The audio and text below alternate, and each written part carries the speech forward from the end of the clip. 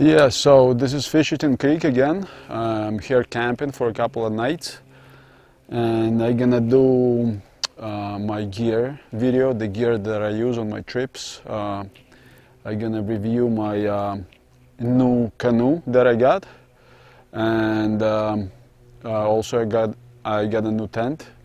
So in the meanwhile, let me just do some fishing. Hopefully I catch something for lunch.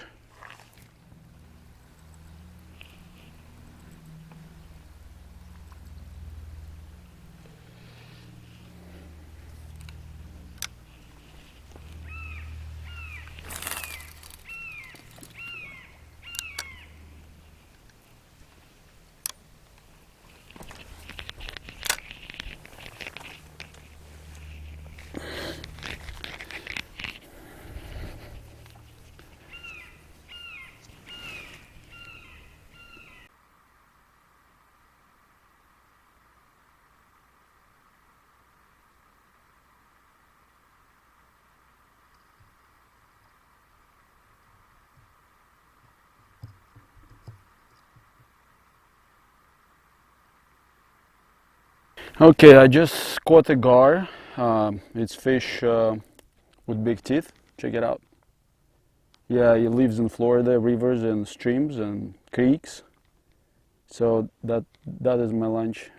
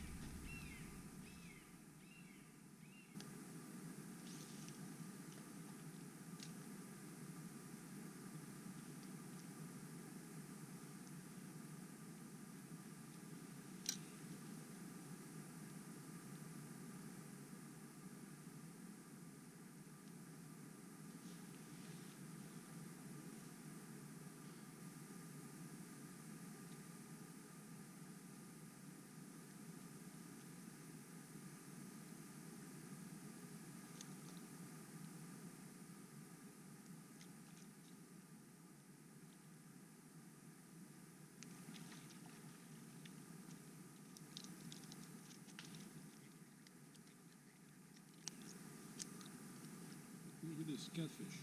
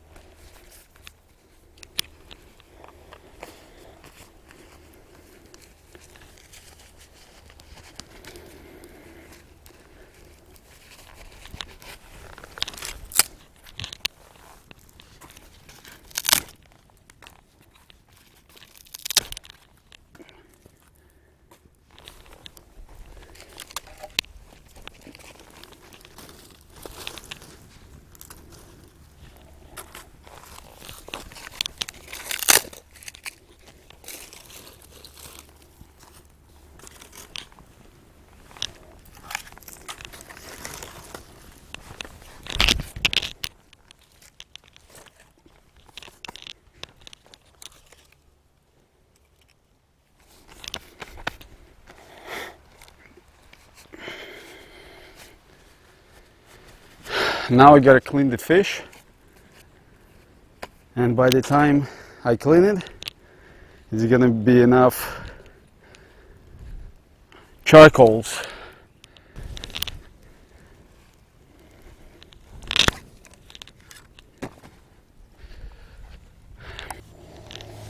Yeah, so check it out again.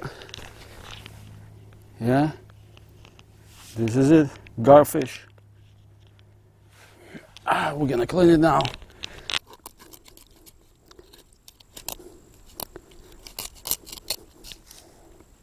Yeah.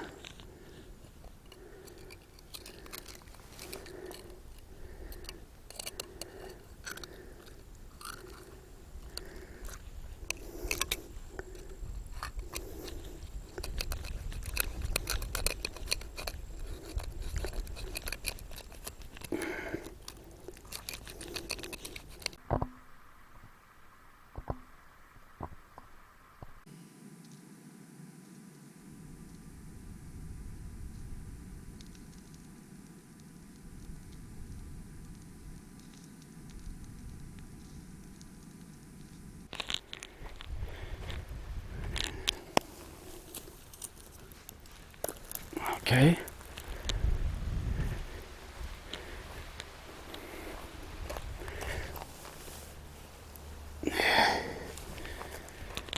Yeah, we're gonna put the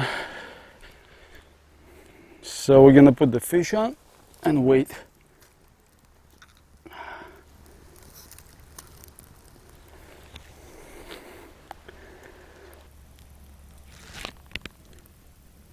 I think it looks good. Yeah, I'm gonna try it in a few. Take a first bite.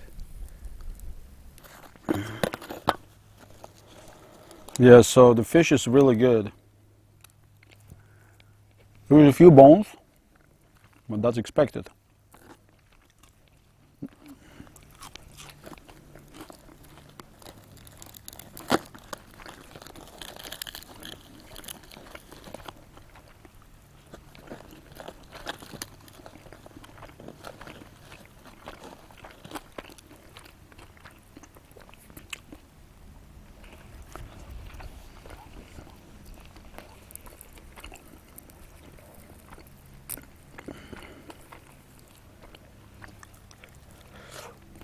Yeah, baked potato is really good. When I was a kid, we used to bake potatoes a lot like that. Get the fire started in the woods and bake some potatoes. Yummy.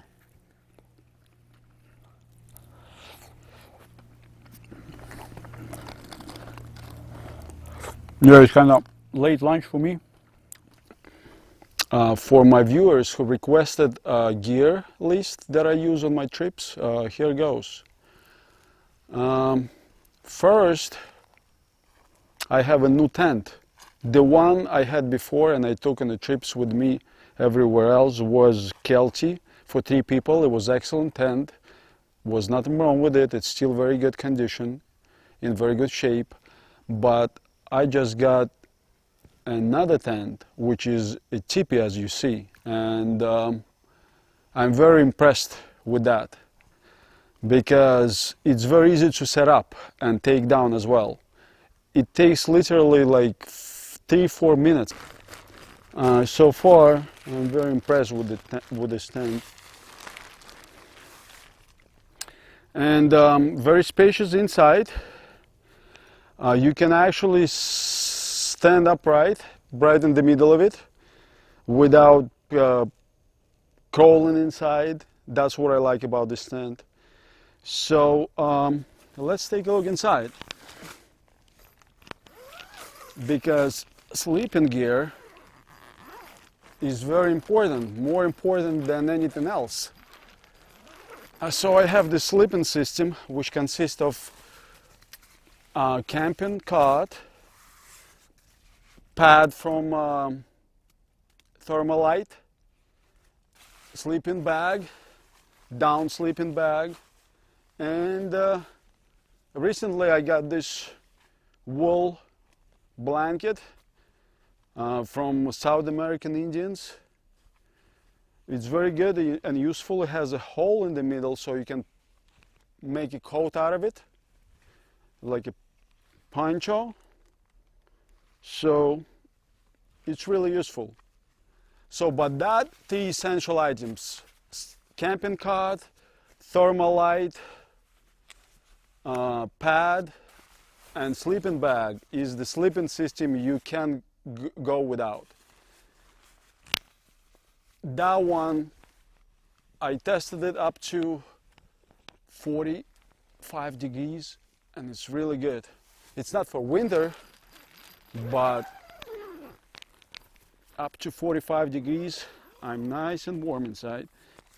And of course, if you can go just throw something on the ground like a thermal light pad and have a sleeping bag, but you won't be comfortable for long trips. And if you have a kayak or a canoe, you can really use it as, you know, you can take a lot more gear. Obviously, you can't take that on a hike with you, but kayak camping is perfect, in my opinion. First, most important thing in a trip is the water filtration. So this I have not one, two Sawyer mini water filters. They're essentially good for life because they can, I believe they can filter up to 100,000 gallons of water. And it works here in Florida, it works in Alaska, it works in Canyonlands, it worked everywhere. And water is safe to drink. I tried, tested it myself. I have two just in case if I lose one, because one is always with me and another one in a bag. I have emergency blanket just in case. I have it with me as well on me all the time. I have trauma pack for wounds, stops bleeding. I also have rope always with me, just like everybody else. I'm no different. Have few things, little drinking cup to drink wine. It's very important on the trip, right? Yeah, so stainless steel, very nice one. I just tested it last night, drinking wine from it.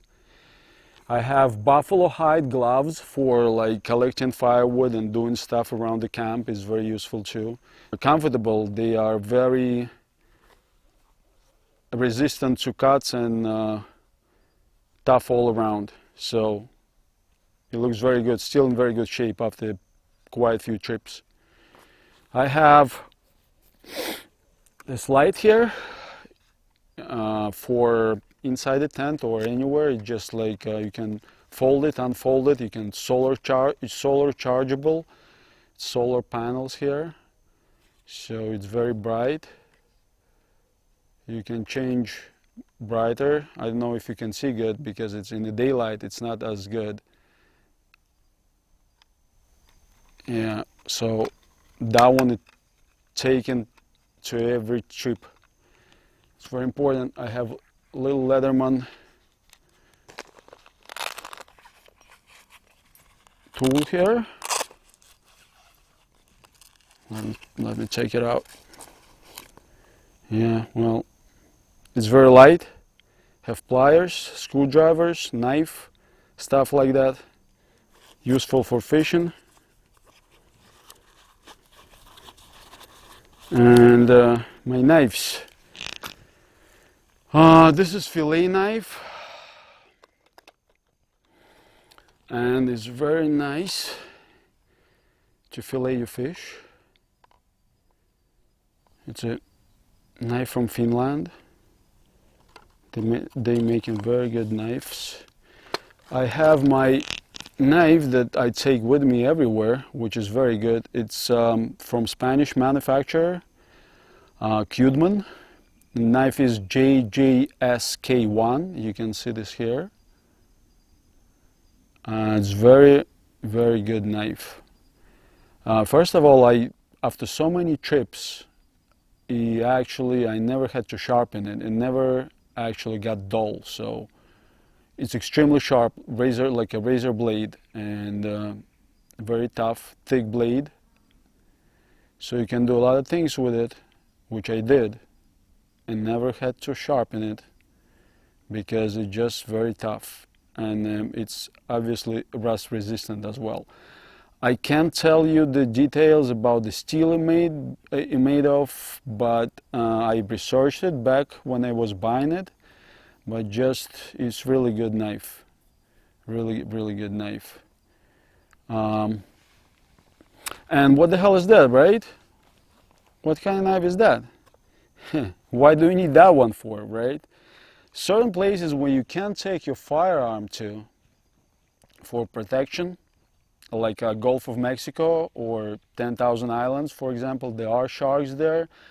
Or when you know, out there in the canoe, anything can happen. So you have this.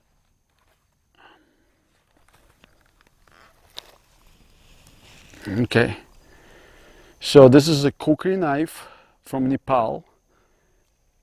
Very heavy and thick. It weighs around 2 pounds, razor sharp, with the curved blade, and it's a deadly knife. For example, if you out there, as I said, on your canoe in the ocean, and something happens, and you have a shark nearby who wants to chew on your canoe, you can use that. And I believe that can make some damage.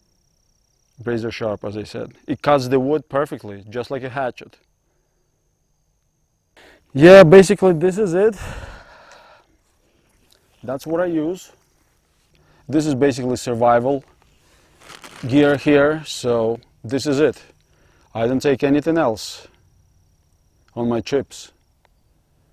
I got myself a new canoe because it's wider, it's taller, it can fit more gear, so I switched to that one.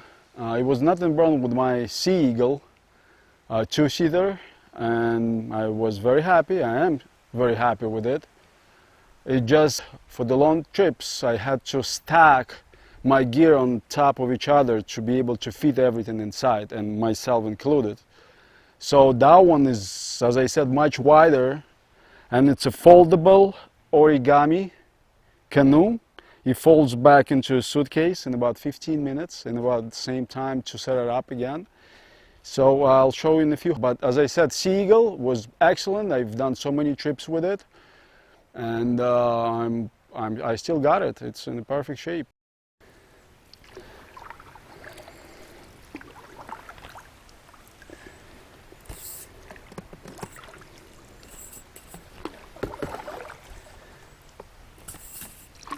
Fisherton Creek is very shallow this time of year. It's March. The water levels are just very low to paddle. A lot of portages. You gotta drag your canoe many times over obstacles as well. So this canoe is perfect for like floating down the stream. It's not the fastest one compared to my Sea Eagle, because Sea Eagle is pretty fast unless it's loaded to the capacity, and Sea Eagle can very well handle let's say near open ocean waters. And that one, I tried to take my canoe, this one, on a long trip to 10,000 Islands. 10,000 Islands, it was a very long trip. It took me 8.5 hours to paddle from the island back to the shore. And I was so exhausted after 8.5 hours because this one is very wide compared to Sea Eagle, and of course, because it's wider, it's slower. So I wouldn't be able to take this one on my Gulf of Mexico trips. But floating down the stream, it's excellent. It weighs approximately same as Sea Eagle. Sea Eagle weighs 50 pounds, and that one it weighs 50 pounds as well. Sea Eagle and my canoe folds to about the same size, I would say. You can take it to check it in the airline luggage and be able to fly with it. Another point for Sea Eagle is it has a skeg, which is good for tracking, but not good if its water is too shallow. So basically, the canoe is for shallow rivers, that's what I would say, and Sea Eagle for sea, as the name suggests.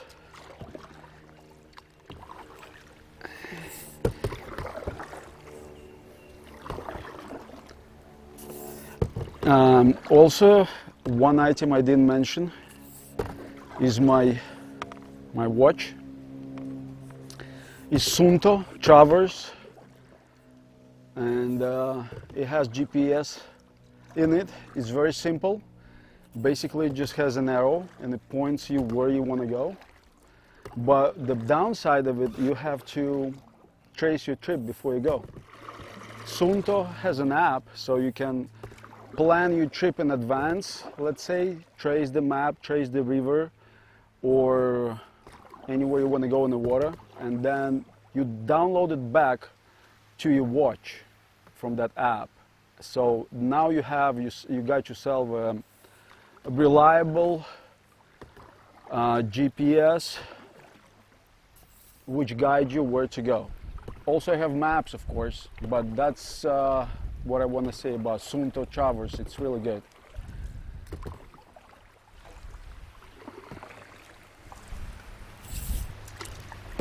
Yeah, this one has a lot of space. Look, I have a seat, and the seat is not original seat, something I purchased separately, but it's really comfortable. It's really wide. That's what I like. I have a lot of stuff here, and it still have plenty more room.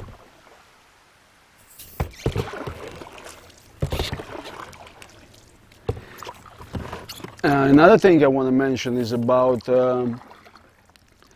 my sleeping bag. I was trying to replace it with a wool blanket, which you saw is like a poncho style blanket, but I tried to replace it. Last night it was very cold. We have a cold front here in Florida. It was around 45-50 degrees last couple of days at night. So it was just under that wool blanket. It's too cold. It's very thick blanket, 100% llama wool, but it still was too cold, so I took my sleeping bag, of course. So I had to, in the middle of the night, I had to wake up and just use my sleeping bag, because wool blanket isn't enough. I mean, yeah, unless the wool blankets is so large so you can wrap yourself around several times, then it might work. I still take that poncho because it's very, very warm. Yesterday it was very chilly, so I put this like a poncho style over my head, and it was so warm. It was so comfortable. I still gonna take it to Alaska just in case, as an emergency, because where I'm going is going to be above Arctic Circle. The weather can change. It can be snowing in the middle of the summer. So I'm taking that one with me. And I guess I see you in Alaska. Hopefully everything goes smooth. No injuries this time.